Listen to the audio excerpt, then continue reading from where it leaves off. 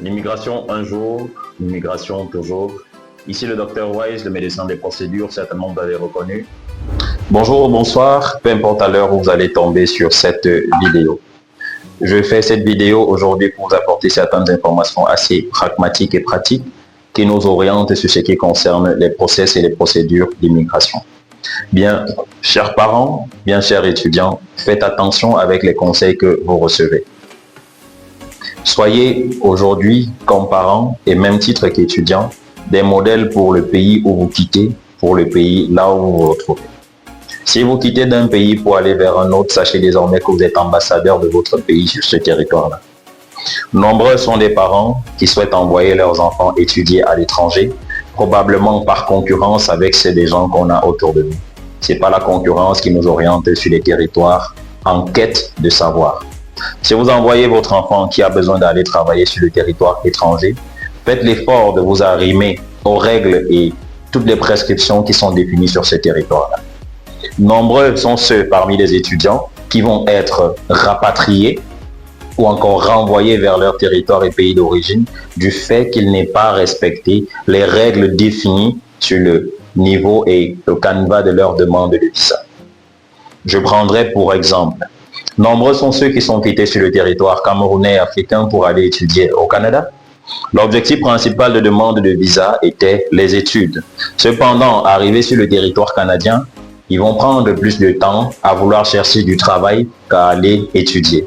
Nombreuses sont les entreprises d'immigration qui vous aident à pouvoir soumettre, traiter, avoir un accompagnement sur vos procédures d'immigration. Mais vous arrivez sur le territoire, vous salissez votre propre image et puis par après, on a des informations comme quoi les agences d'immigration ne vous renseignent pas bien. Nous n'allons pas protéger les agences d'immigration parce que nombreux sont ceux-là qui donnent de fausses informations et d'autres qui donnent des informations qui s'avèrent être vraies. Juste du fait que vous arrivez sur le territoire, vous allez suivre un oncle, une tante, un cousin, un voisin, l'ami d'un ami qui connaît un ami qui, lorsqu'il est arrivé sur le territoire, il n'a pas fréquenté du tout, il s'est retrouvé en train d'aller chercher du travail plutôt que d'étudier. Au terme, il aurait demandé l'asile et il a été bien accompagné. Par contre, ce qu'il faut noter d'entrée de jeu, c'est que les règles et les process de ce qui concerne l'immigration sont variables et changeants au jour le jour. Les règles que vous avez certainement eues l'année passée ne sont pas les mêmes que vous verrez cette année. Au même titre, en janvier, il y avait certaines règles applicables. En mars, d'autres sont survenues. En avril, d'autres sont arrivées. En juin, en juillet, point de suspension.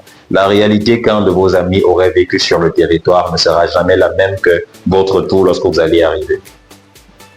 Lorsque vous décidez d'aller étudier, arrivez simplement et faites vos études comme il se doit. Vous verrez ceux qui ont eu à faire près de 150 jours sans toutefois respecter le cadre de leur process d'études qui seront rapatriés en grand nombre. Le Cameroun a été majoritairement cité. Si vous jugez ne pas pouvoir aller étudier, évitez de faire des gaspillages parce que le gouvernement est assez pragmatique dessus. Le gouvernement canadien, il observe. Vous avez dit que vous avez possibilité de venir étudier. Vous avez fourni une preuve de fonds.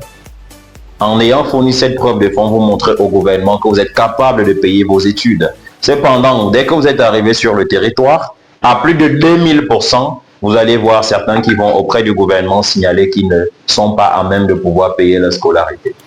Où est-ce que vous avez pris la preuve de fonds que vous avez soumis dans vos dossiers? Telle est la question qu'il faut se poser. Nous vous invitons cependant à être un peu plus vigilants de pouvoir initier des process de voyage pour les études. Si vous n'avez pas de moyens pour aller étudier, maintenez le cap de suivre votre formation au Cameroun jusqu'à son terme ou alors aller dans un autre pays qui s'avère moins coûteux que ce qui est au Canada. De nos jours, et plus pragmatique, comme nous avons toujours eu à le faire, tous ceux qui viennent comme étudiants ou alors clients des parents étudiants, il faut préparer les frais de scolarité avant d'entamer une quelconque procédure.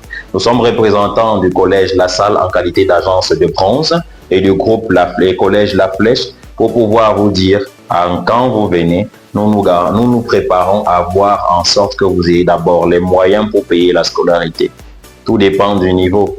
Il y a des scolarités de plus de 5 000, 10 000, 15 000, 20 000, 30 000, voire 150 000 $. Mais est-ce que ça équivaut à votre portefeuille? Si ce n'est pas le cas, il est mieux d'avoir une orientation ailleurs. Nous n'allons pas nous éterniser sur ce sujet, mais nous vous convoquons à plus de vigilance en vous souhaitant de passer une excellente soirée et bon début du mois de septembre. À vous voir et à vous attendre d'ici peu. N'oubliez pas de commenter, de liker, de vous abonner et de partager en majorité, nous posant ainsi tous les problèmes que vous puissiez avoir. Le conseiller que je suis, n'étant ni un agent d'immigration, ni un avocat en immigration, mais dévoué et défini pour pouvoir vous accompagner en ce qui concerne vos process de voyage. Merci.